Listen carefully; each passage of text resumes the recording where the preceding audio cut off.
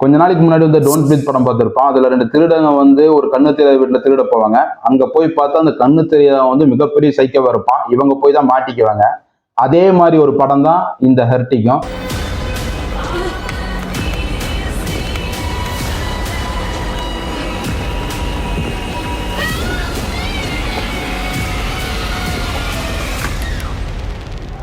அமெரிக்காவில் லேட்டர் டே செயின்ஸ்னு ஒரு சர்ச் இருக்கு. அதுல இருந்து 2 சிஸ்டருங்க வீடு வீடா போய் அவங்க மதத்தை பத்தி சொல்லிட்டு இருக்காங்க. அப்படி ஒரு வீட்டுக்கு போறாங்க. கொஞ்சம் ஐசோலேட்டடா இருக்கு அந்த வீடு.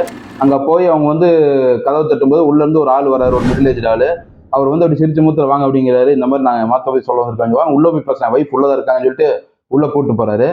கூட்டு போய் உள்ள கொஞ்ச நாள் ஜாலியா பேசிட்டு வந்து ஒரு லெவலுக்கு மேல அவர் அந்த மதத்தை எதிர்த்து கொஞ்சம் ஒரு மாதிரி பேசுறாரு. இவங்களுக்கு கொஞ்சம் ஒரு மாதிரி பீதி அதை பேசுறதை பார்த்து, ஒரு நார்மலாவே இல்லை. அதுக்கப்புறம் அவர் வந்து உள்ள போய் நான் வந்து டீ எடுத்து வளைஞ்சு உள்ள போறாரு. போயிட்டு ரிட்டர்ன் வரக்குள்ள சரி நம்ம போய் எஸ்கேப் ஆயிடலாம், மொபைல் டவர் வரலன்னு சொல்லி கதவை திறக்கும் போது கதவை திறக்க முடியல. டக்குன்னு அவர் டீயோட வந்துடுறாரு. அதுக்கப்புறம் என்னாச்சு, இதுதான் மீதி கதை. இந்த படம் பார்த்து முடிஞ்சோன்னா எனக்கு தோணுனது என்னன்னா, சா மீட் சைலன்ஸ் அந்த மாதிரி தான் எனக்கு தோணுச்சு. சாவை பத்தி உங்களுக்கு தெரியும், பல லெவல்ல வந்து ஃபாலோ பண்ணி தள்ளுவானுங்க. அதை பார்த்தா ஆப்போசிட் சைலன்ஸ் எப்படின்னா, ஒரு ஃபாதரை தெரியும், 2 ஃபாதருக்கு வந்து ஜப்பானுக்கு போவாங்க. அங்க நடக்கிறது தான் மீதி படம். அதுவும் சூப்பர் படம். இது 2மே கலந்த படம் தான் இது. ஒரு சிஸ்டருக்கு போய் ஒரு வீட்டுக்கு போகும்போது அங்க வந்து இந்த மாதிரி மாட்டிக்கிறாங்க. அது கொடூரமா மாட்டிக்கிறாங்க. அது பலது நடக்குது. அதுதான் இந்த படத்துல வந்து மெயினான தீம். என்னன்னா ரிலீஜனை பத்தி சொல்றாங்க நிறைய.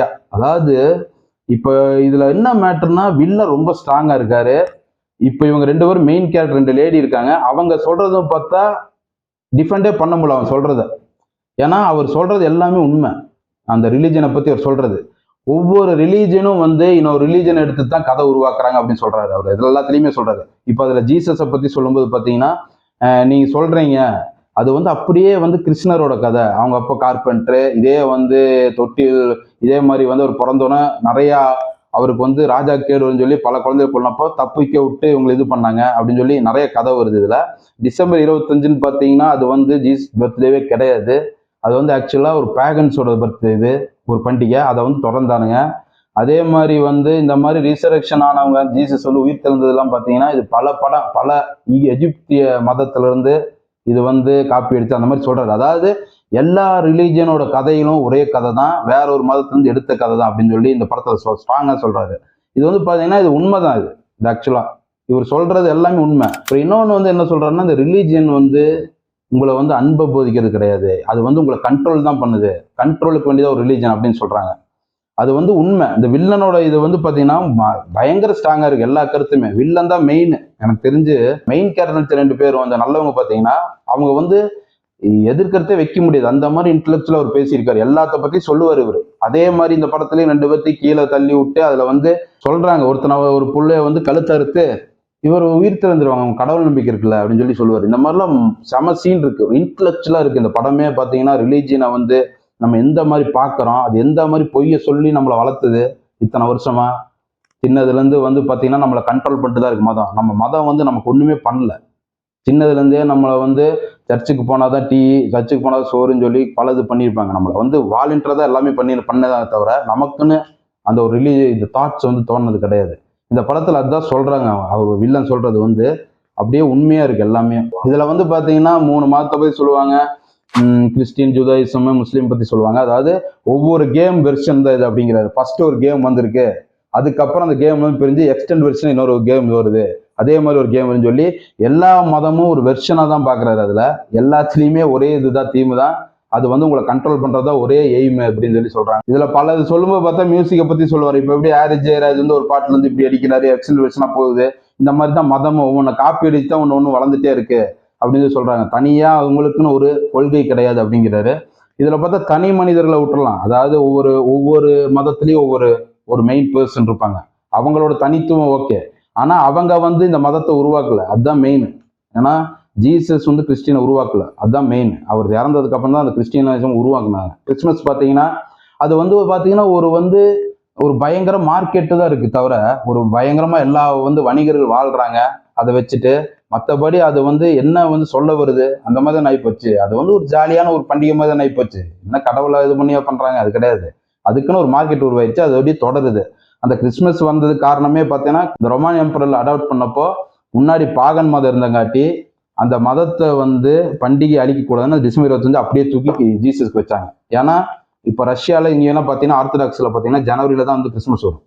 இதுலேயே வேறுபாடு இருக்கு. எங்கேயுமே பைபிளில் குறிப்பில்ல டிசம்பர் 25 கிறிஸ்மஸ்ன்னு.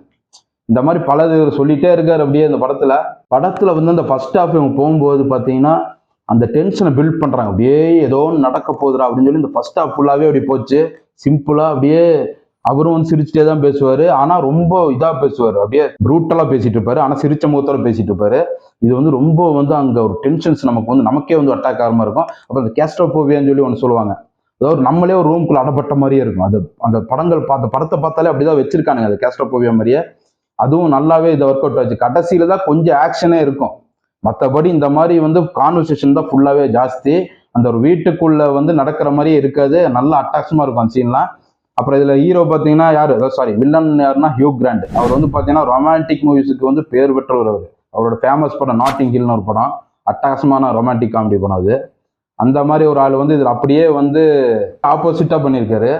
அது ஒரு நல்ல ஒரு கேரக்டர், சூப்பர் இருந்துச்சு. அப்புறம் 2 பிள்ளைகள் நடிச்ச வந்து பாத்தீங்கன்னா Chloe East and Sophie Thatcher, அவங்களும் வந்து நல்லா பண்ணியிருந்தாங்க.